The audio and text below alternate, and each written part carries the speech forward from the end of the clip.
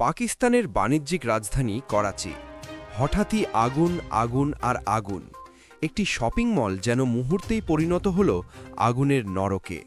ধোঁয়ায় অন্ধকার আকাশ, আতঙ্কিত মানুষ আর ভেঙে পড়া ভবনের ভেতর আটকে পড়া অসহায় প্রাণ। আজকের ভিডিওতে জানাবো পাকিস্তানের ভয়াবহ এই অগ্নিকাণ্ডে কিভাবে প্রাণ গেল অন্তত ৬ জনের, কেন ১৩ ঘন্টা পরও আগুন নিয়ন্ত্রণে আসেনি, আর কি ভয়াবহ ঝুঁকিতে রয়েছে পুরো এলাকা। ভিডিওটি শেষ পর্যন্ত দেখুন। স্থানীয় সময় শনিবার রাত, করাচির ব্যস্ততম এলাকা এমএ জিন্না রোডের গুল প্লাজা শপিং মল। হঠাৎ একটি দোকান থেকে আগুনের সূত্রপাত হয় বলে জানিয়েছে পুলিশ। মাত্র কিছু মিনিটের মধ্যেই আগুন ছড়িয়ে পড়ে পুরো মার্কেটে। কারণ এই শপিং মলে রয়েছে ১,০০০-এরও বেশি দোকান। কাপড়, সুগন্ধি, প্রসাধনী, ইলেকট্রনিক্স, খেলনা সবকিছুই আগুন ছড়ানোর জন্য ছিল অত্যন্ত দাহ্য। ফায়ার সার্ভিস পৌঁছালেও আগুনের তীব্রতা এতটাই বেশি ছিল যে নিয়ন্ত্রণে আনতে সময় লাগে ১৩ ঘন্টারও বেশি। রোববার সকাল পর্যন্ত আগুন পুরোপুরি নিয়ন্ত্রণে আনা সম্ভব হয়নি। এরই মধ্যে ভবনের কয়েকটি অংশ ধসে পড়ে।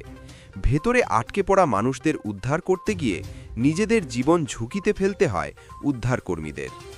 স্থানীয় হাসপাতাল সূত্র জানিয়েছে, এখন পর্যন্ত অন্তত ৬ জনের মরদেহ উদ্ধার করা হয়েছে।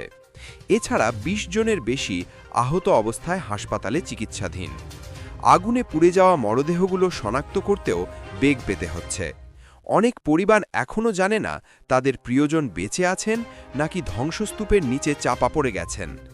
গার্ডেন এলাকার উপবিভাগীয় পুলিশ কর্মকর্তা মহসিন রাজা জানান, প্রাথমিকভাবে ধারণা করা হচ্ছে একটি দোকানে বিদ্যুতের শর্ট সার্কিট থেকেই আগুনের সূত্রপাত। তবে আগুনের তীব্রতা দেখে বিশেষজ্ঞরা বলছেন, ভবনের নিরাপত্তা ব্যবস্থা ছিল অত্যন্ত দুর্বল।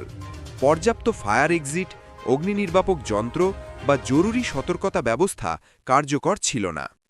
পরিস্থিতি নিয়ন্ত্রণে আনতে ঘটনাস্থলে মোতায়েন করা হয়েছে সিন্ধ রেঞ্জার্স।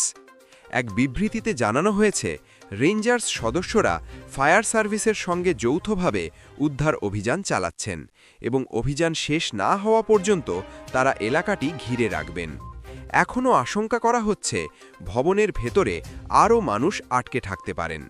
এই ভয়াবহ অগ্নিকাণ্ড আবারও প্রশ্ন তুলেছে, দক্ষিণ এশিয়ার বড় বড় বাণিজ্যিক ভবনগুলো কতটা নিরাপদ।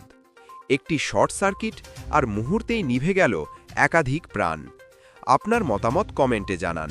ভিডিওটি গুরুত্বপূর্ণ মনে হলে শেয়ার করুন। আর এমন গুরুত্বপূর্ণ আন্তর্জাতিক খবর পেতে চ্যানেলটি এখনই সাবস্ক্রাইব করুন।